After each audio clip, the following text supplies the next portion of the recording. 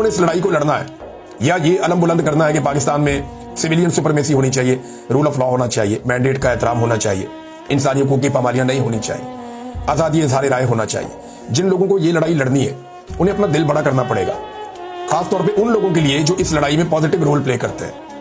देखिए, ये ऐसा भी होता है ना कि एक आदमी ने लड़ाई लड़ी लंबी, थोड़ा पॉज भी लेता है बंदा। सारे इमरान खान नहीं होते कि वो लड़ते ही चले जाए, लड़ते ही चले जाए, लड़ते ही चले जाए। अगर ये सारे इमरान खान होते तो फिर मसला ही क्या था? फिर तो कोई मसला ही नहीं था। सब इमरान खान नहीं हो सकते। तो जो पाकिस्तान से बाहर बैठे हुए लोग हैं उन्हें भी समझने की जरूरत है, जो पाकिस्तान के अंदर बैठे हुए लोग हैं उन्हें भी समझने की जरूरत है। एक दूसरे को ताने देने की बजाय फोकस वहां रखें जहां से पाकिस्तान को नुकसान पहुंचाया जा रहा है। कोई शख्स कभी पहली लाइन में आके लड़ेगा, कभी आखिरी लाइन में जाके लड़ेगा। तो इस पे किसी को गद्दार कहना या उसके साथ ज्यादती करना ये नामुनासिब है।